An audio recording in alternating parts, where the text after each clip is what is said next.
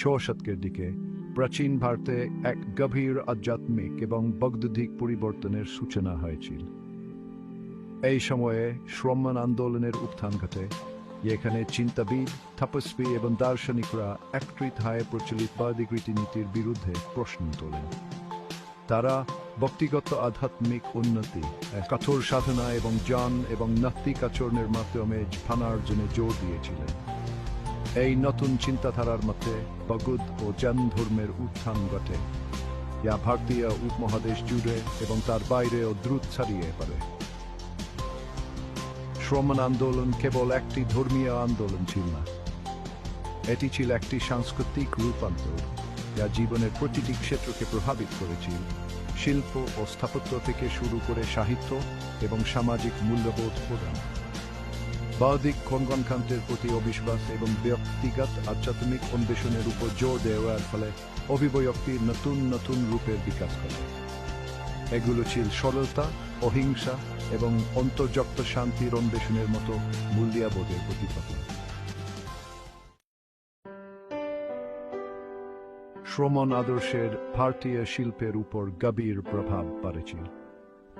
জটিল ধর্মীয় আচার অনুষ্ঠান এবং দেবদেবীর ছবি আঁকার বদলে আধ্যাত্মিক নেতাদের জীবন এবং তাদের উপদেশ চিত্রিত করার প্রতি বেশি জোর দেয়া হতে লাগল। ভাস্কর আরও আত্মসমাহিত হয়ে ওঠে, এখানে জ্ঞান এবং প্রশান্তি চিত্রিত হতো। উদাহরণস্বরূপ, বুদ্ধকে প্রায়শই জন্মগ্ন অবস্থায় চিত্রিত করা হতো, যার প্রশান্ত মুখমণ্ডল অন্তর্জগত শান্তির প্রতিফলন ঘটাত। অহিংসার উপর গুরুত্ব আরোপের ফলে শ্রমণ শিল্পে প্রাণীজ আকৃতির ব্যাপক ব্যবহার শুরু হয়।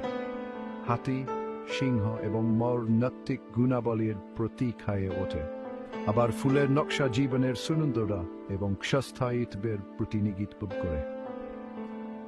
প্রতীকবাদ এবং অভ্যন্তরীণ অভিজ্ঞতার উপর এই মনোয়োগ ভারতীয় শিল্পের আগের রূপ থেকে একটি স্পষ্ট পরিবর্তন চিহ্নিত করেছিল, যা নতুন শৈল্পিক রীতিনীতির পথ প্রশস্ত করেছিল।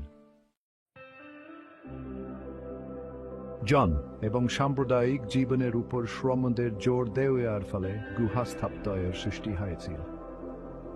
গুহাগুলি ভিক্ষু এবং ভিক্ষুণীদের জন্য একান্ত স্থান প্রদান করেছিল, যেখানে তারা বাস্তুবাদী জগতের টানাপোড়েন থেকে দূরে থেকে জ্ঞান এবং অধ্যয়ন করতে পারতেন।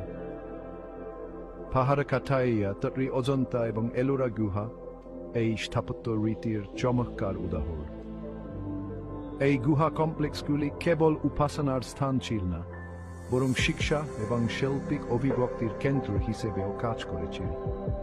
অজন্তার দেয়ালগুলি জাতক গল্প থেকে নানান দৃশ্য চিত্রিত, সুন্দর সুন্দর ভাস্কর্য দিয়ে সজ্জিত। এখানে বুদ্ধের পূর্বজন্মের কাহিনী বর্ণিত হয়েছে। অন্যদিকে এলোরা শিবের উদ্দেশ্যে নিবেদিত একটি বিশাল পাথর কাটা মন্দির কৈলাস মন্দিরের জন্য বিখ্যাত।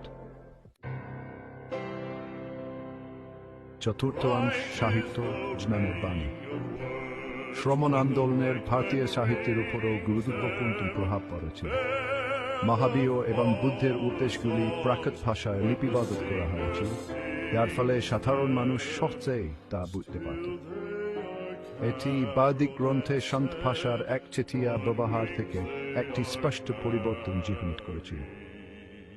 পালি ভাষায় রচিত বৌদ্ধ সাহিত্য এমন ত্রিপিটক, একটি বিশাল সংগ্রহের মধ্যে রয়েছে সূত, ধর্মোপদেশ এবং দার্শনিক প্রবন্ধ।